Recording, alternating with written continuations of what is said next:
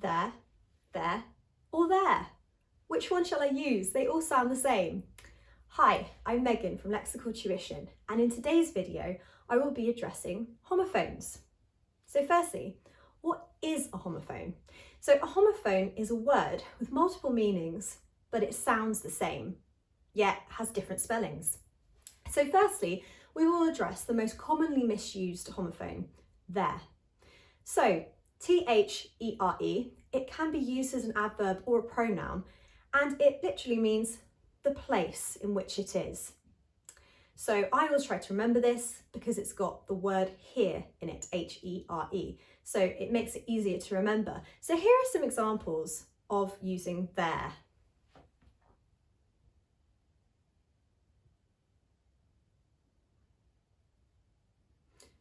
Pretty simple, right? So what about the other two theirs? So T-H-E-I-R, this homophone is a pronoun and it means belonging. So it shows possession. So something belongs to someone.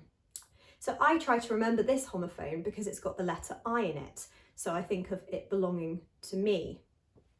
So here are some examples using there for possession.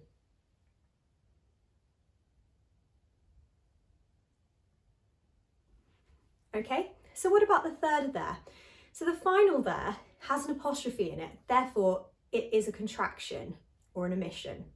So it's shortening two words and making it one word. It literally translates as they are. So rather than writing they are going to the park, they're going to the park. So here are some examples of the third way to use the homophone there.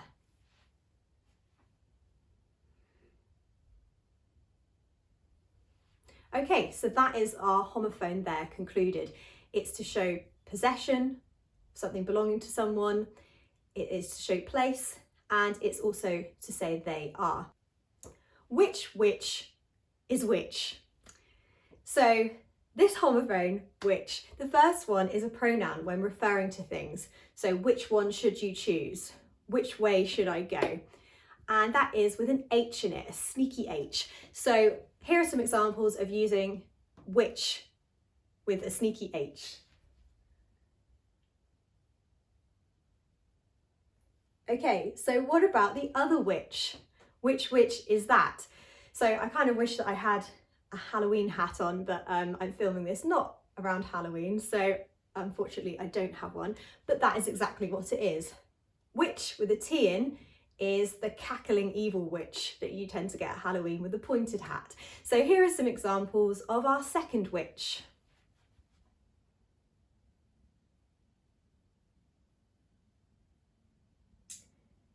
So that witch is as in the witch, a noun, the evil cackling kind. So there should be no confusion with the two witches. Okay, my third homophone is here.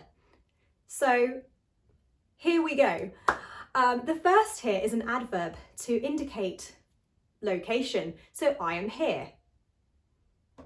You're there, I am here. So that is H-E-R-E. So here are some examples of using the homophone here to show place of where you are. The other here is spelled E-A-R as opposed to E-R-E, and that is actually a verb, and it is hearing. So again, similar to what I said about the homophone there, with here, it's got the word ear in, so that helps me remember listening to it. So here are some examples for hear, to listen to it, so a verb.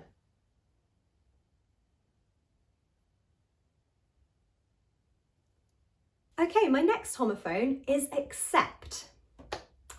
Now, I actually have an anecdote about this homophone. It's a little bit sad really, but I still remember. So when I was at university, I actually got asked out by a guy, Kelsey, and he asked me if I would accept a cup of coffee. Now, he texted this to me, and unfortunately, he used the wrong accept, and it's safe to say that it didn't work out with him. I wonder why. So firstly, the accept he should have used, A-C-C-E-P-T, is a verb to mean receive. So that's what he should have written. Will you accept this cup of coffee? So here are some examples of accept. So using this as to receive.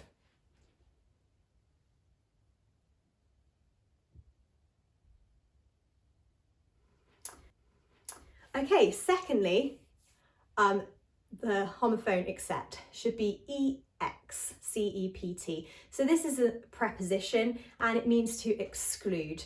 So this is actually what the person texted me, so it didn't actually make sense. But I always think about it having the word X, EX in it, as in exit. So that's how I think of how it excludes. So here are some examples of using the homophone except to exclude.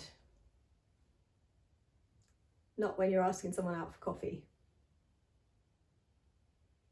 Okay, my next homophone is whether.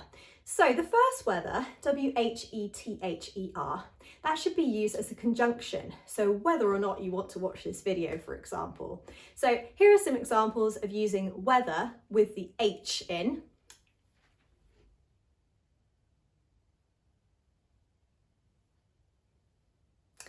And the other whether, so W-E-A-T-H-E-R, that is the noun referring to the weather. So currently looking out of my window, we're having some terrible weather, but that is typical Britain, okay? Hopefully we're going to have better weather. So here are some examples about the weather as a noun.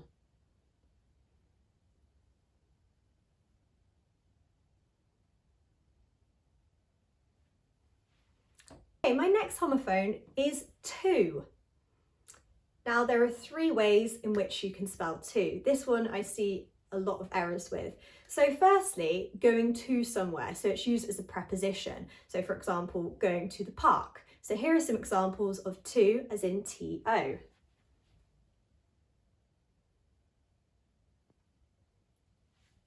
Okay, so then we also have the number two. So all we need to do is put a W in there. So T-W-O, so the number two. So here are some examples of using to as in the number.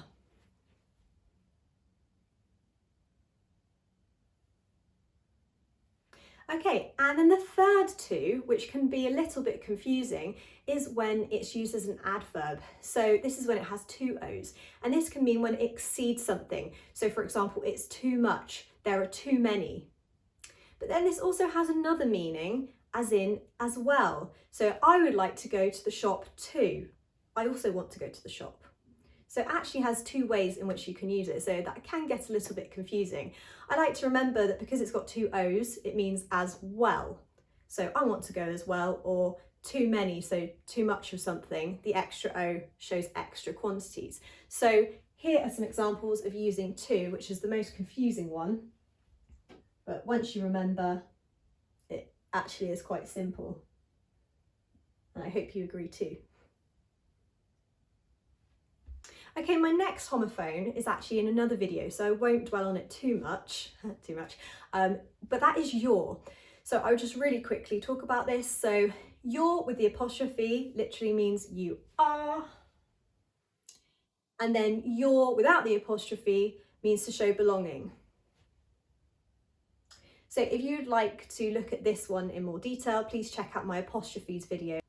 Okay, my next one is bear. So the first bear is the grizzly kind, the scary kind, or quite cute kind actually, which is B-E-A-R. But this is actually a homonym as well, because you can also use it in a sentence to say, for example, I won't bear a grudge. So it can be a verb. But firstly, we'll focus on the noun, so the grizzly bear. So here are some examples. Okay, and now here are some examples of bear as in a verb. So for example, bear a grudge.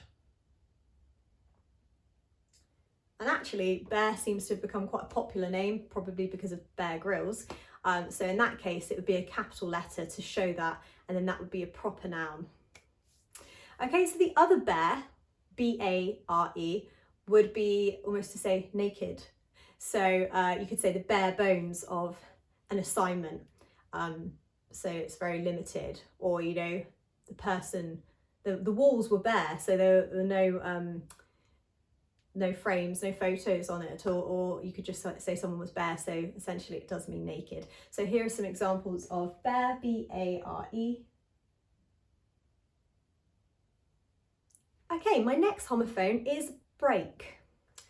Now the first break, sorry, it must be because I'm hungry, B-R-E-A-K, means as in a verb, so to break something. So here are some examples of break, the verb. And then the other break, B-R-A-K-E, is only to do with vehicles. So for example, your car's brakes. So here are some examples using B-R-A-K-E.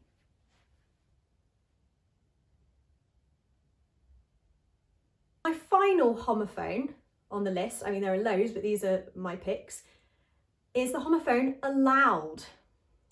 So I actually think that Girls Aloud made me aware of how to use the homophone allowed, as in hearing. So Girls Aloud is an example. So I like to remember this also because it's got the word loud in it. So it's as in you can hear it. So play this song aloud. So here are some examples using allowed, A-L-O-U-D.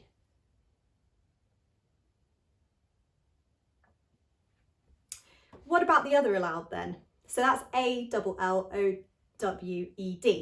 So that simply means you're not allowed to do something. So someone allowing you to do something. So here are some examples of the second allowed, so not Girls Aloud.